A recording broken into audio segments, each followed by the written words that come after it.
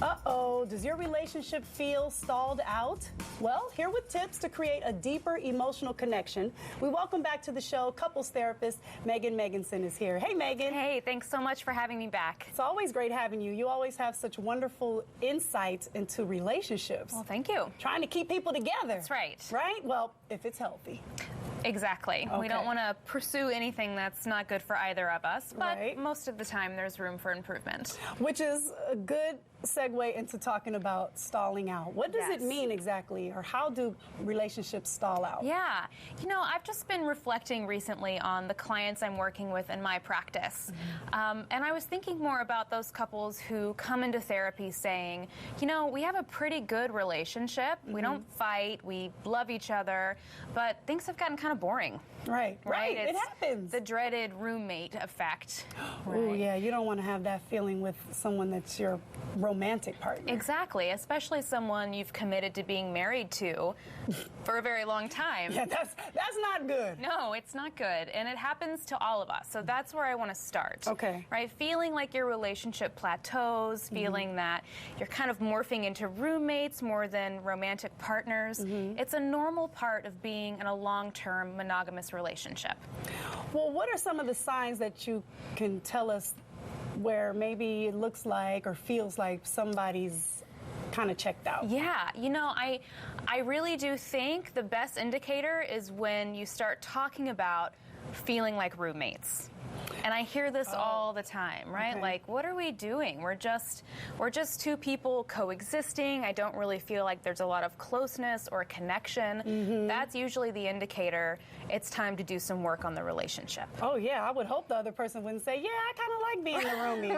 Right, I hope not. Yeah. And an analogy that I share with my clients all the time is one of getting a house plant. Okay, so for me, I love plants, and anytime I get a new plant and I bring it home, I'm super excited about it. I have the perfect spot for it.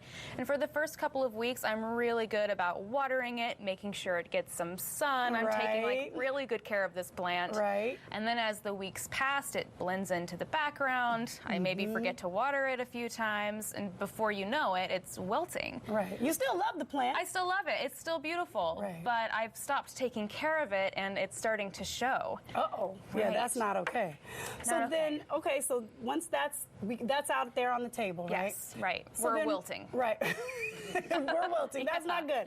So then how do you go about perking it back up? Exactly. Well, the first thing that we need to do is to have a conversation with our partner to make sure we're both, like you were saying, on the same page, that this could use a little sprucing up. Because the last thing you want to do is to start trying some of these tips I'm going to suggest without getting buy-in from your partner.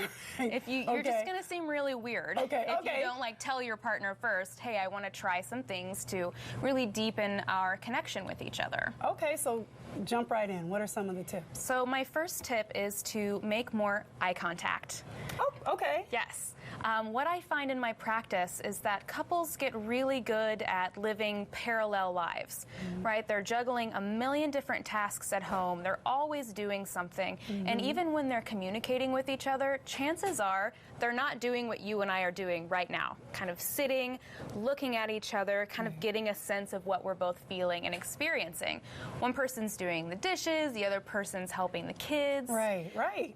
And when we lose eye contact, we lose very important information about what the person sitting across from us is feeling and experiencing.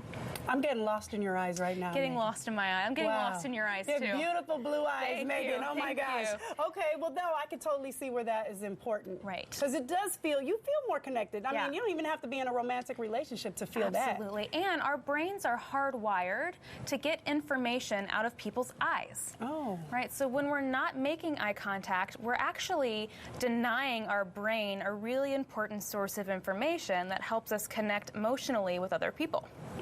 Okay, that's a goodie. Yeah. All right, what's next? So my next tip is to practice curiosity when you're communicating with your partner. Okay, what do you mean? Yeah, well, you seem very curious about what I'm asking. That's a fantastic start. Is that a start? Okay. It's a good start. Okay. Another thing I find with these couples who are doing pretty good but are feeling stalled out is that their conversations are really lacking depth. Okay. So they're great at checking in with each other. Hey, how was your day? Did you call your mom? Have you helped a little Sally with her homework? There's a lot of communication that's happening, but it's all pretty surface level. Got you. So what we need to do is to really create more depth in the communication with our partner so that we feel more emotionally connected. Okay. A lot of couples get stuck here, though. They say to me, I don't really know how to do that. I feel kind of lost. So I like to start very simple, be curious. And all I mean is, for example, say you're talking about your days. When you're listening to your partner talk about his or her day, I want you to do it with curiosity. Okay. So as you're listening, I want you to be curious to find moments where you can ask for clarification, ask for more details about something, maybe ask, are you feeling frustrated by that? Are you feeling kind of disappointed by what's going on? Got you. The more Interested. questions you be interested in each other. As opposed to like, oh, that's good, great, okay, thanks. Right. Got Yeah. We want to be really curious to understand each other on a deeper level. So. Okay. A little nugget that I find really helpful when I'm first practicing really deepening conversation with someone is to ask a very simple question. Can you tell me more about that? Okay. That's easy to do. Very easy. So if you say something that's intriguing to me, I might say, can you tell me more about that situation with your boss? Okay. Right? And Yeah. it just opens a door, if you will, to talking about our lives on a deeper level with our partners. And that makes sense, and that will foster that connection. Exactly. Because you care enough to ask. Because you care, you're interested, it means a lot. Absolutely. Yep. Megan, it means a lot that you come and you help us out, because relationships are tough. They are tough, and I'm so glad to be here. Thank you. Well, thank you, and come on back when you think of more problems that we need to solve. You got it.